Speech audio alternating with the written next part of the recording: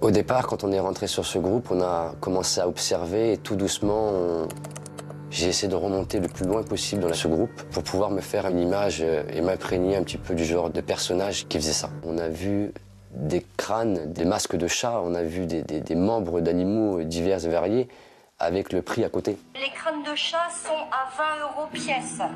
Ici, on a un Saint-Bernard. Là, ici, on a du Terre-Neuve. Ici, un berger allemand. Si vous voulez des pattes de gros toutous, n'hésitez pas. On a pu voir qu'il y avait vraiment une communauté de passionnés pour certains. Et j'ai envie de dire, je vais appeler ça des trafiquants pour les autres. Ah ouais. C'est incroyable. C'est incroyable. Alors, j'ai d'autres extraits, on a fait la connaissance de Maude. C'est une femme à la tête d'un trafic très présente sur le groupe Facebook. À ses yeux, elle ne fait rien de grave, elle ne fait qu'assouvir sa passion. Regardez. Moi, je ne veux pas être comme tout le monde et je ne suis pas comme tout le monde. J'ai une passion qui n'est pas commune. Je ne collectionne pas des cartes téléphoniques, des timbres-poste ou des capsules de champagne. Je collectionne des crânes, des fœtus en conservation liquide, des choses qui sortent du commun. Les ossements, ça c'est mon truc. Hyper morbide. Oui. D'abord, bravo pour le scoop d'Hugo Clément, parce que c'est une super info, mais ce sont des malades, ces gens-là. C'est-à-dire que les cadavres d'animaux sont démembrés, disséqués, dépecés, c'est horrible, et ils se les revendent comme trophées. Qui peut, dans sa tête, être assez dérangé pour faire ça? Il faut savoir que la taxidermie, on a le droit d'empailler des animaux, mais utiliser, récupérer des cadavres comme ça, c'est strictement interdit. C'est honteux, Cyril, franchement. Alors, pour se procurer ces animaux morts, Maude les récupère chez les équarrisseurs, avant que les animaux ne soient incinérés. Je ne savais même pas que ça existait, ça. Ouais. Regardez. Un cochon, un mouton, un chien, un chat... Enfin, beaucoup chien, chat. Je vais juste vous montrer un petit échantillon parce que tout n'est pas là. Chaque semaine, j'ai des rentrées et je croule sous les corps. Voilà, donc ça, c'est toutes mes rentrées d'hier. Là, j'ai un mignon petit cavalier King Charles. Là, un épagnol breton. Là, en dessous, Rottweiler.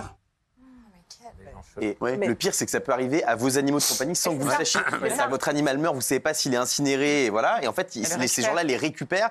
Et alors, eux, leur argument, c'est de dire le chien est mort. Enfin, ça montre quand même la manière dont ces gens-là considèrent les animaux, c'est-à-dire comme des objets. Et c'est alors honteux. justement, chaque animal a un prix en fonction de sa taille ou de sa rareté. Regardez les prix et les annonces qu'il passe sur les réseaux. Regardez.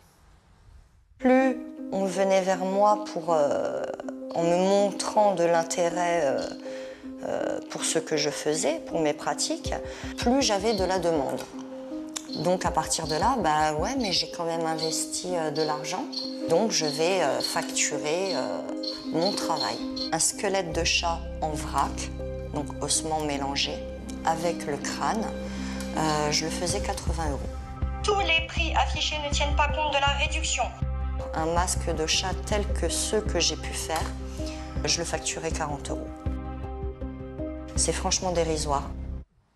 Mais il faut... Oui, Mathieu. Non, déjà, je sais que vous l'aimez aussi beaucoup. Je voulais saluer le travail d'Hugo Clément, qui fait partie des rares journalistes qui ne cherchent pas la lumière, mais à être utile.